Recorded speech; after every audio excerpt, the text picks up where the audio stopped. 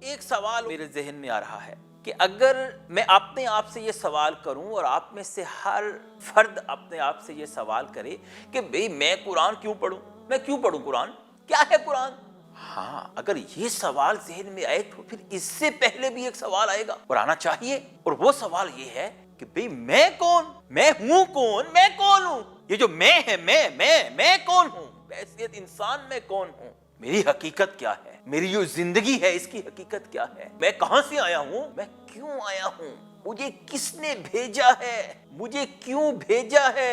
کیا کرنے کو بھیجا ہے؟ اور اس زمین پر چند بس زندگی گزارنے کے بعد پھر مجھے کہاں جانا ہے؟ کیوں جانا ہے؟ وہاں میرے ساتھ کیا ہوگا؟ اور اس کائنات کے ساتھ میرا تعلق کیا ہے؟ اس زمین کے ساتھ میرا تعلق کیا ہے؟ باقی انسانوں کے ساتھ میرا تعلق کیا ہے؟ اور اس کائنات میں میں رہ رہا ہوں، اس کائنات کو کس نے بنایا ہے؟ مجھے کس نے بنایا ہے؟ اور ہمیں کیوں بنایا ہے؟ اس کا کوئی خالق ہے یا یہ خود بخود بن گئی؟ کوئی خدا ہے کہ نہیں ہے؟ اور اگر خدا ہے تو وہ کیسا ہے؟ اس کا تعارف کیا ہے؟ اس کی پہچان کیا ہے؟ اس کی صفات کیا ہے؟ اس تک کیسے پہنچا جا سکتا ہے؟ اس تک پہنچنا کیوں ضروری ہے؟ تو میرے دوستو، یہ وہ سوالات ہیں جو ہر ذہین انسان کے اندر سے اٹھتے ہیں، اور سورۃ الفاتحہ ان سارے سوالوں کا جواب دیتی ہے، اور پھر پورا قرآن مجید انہی سوالوں کے جواب کی تفصیل بیان کرتا ہے۔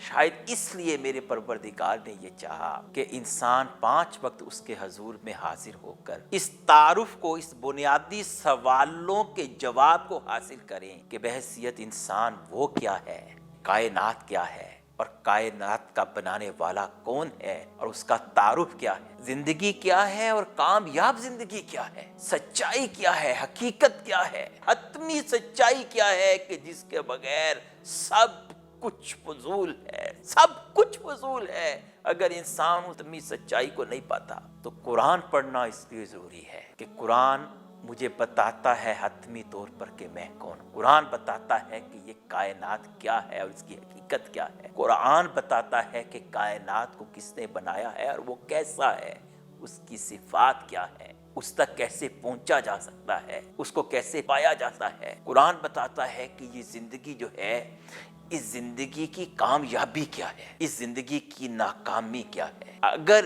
ان سوالوں کا جواب کسی انسان کو نہیں ملتا تو اس کا مطلب یہ ہے وہ اندھیروں میں جی رہا ہے۔ وہ بڑی بڑی ڈگریاں لے کر، بڑے بڑے یونیورسٹیوں میں کئی سال تعلیم حاصل کر کے، اور بڑے بڑے شہروں میں بڑی بڑی ملٹی نیشنلز کے اندر بڑی بڑی پوسٹوں کے اوپر سال ہر سال کام کرنے کے باوجود بھی محض جاہل ہے، اس لیے کہ وہ اپنی حقیقت سے ناآشنا ہے، وہ زندگی کی حقیقت سے ناآشنا ہے، وہ خدا اور کائنات کی حقیقت سے ناآشنا ہے، وہ اپنی ذات کی معرفت سے محروم ہے۔ چنانچہ وہ نہیں جانتا کہ وہ کس راستے پر چلے، کس ڈھنگ سے زندگی گزارے، زندگی کے چال چلن کو کیسا رکھے۔ اسے نہیں معلوم کہ سیدھا راستہ کیا ہے، اسے نہیں معلوم کہ صراط مستقیم کیا ہے، اسے نہیں معلوم کہ میری کامیابی اور ناکامی کا حقیقی معیار کیا ہے۔ اس کی ڈگریاں اس کے کام نہیں آ رہی، اس کے اسباب اس کے کام نہیں آ رہے، اس کا مال و دولت اس کے کام نہیں آ رہا، اس کی شہرت اس کے کام نہیں آ رہی، اس کے علم کا ڈھیر اس کے کام نہیں آ رہا۔ چنانچہ سورۃ الفاتحہ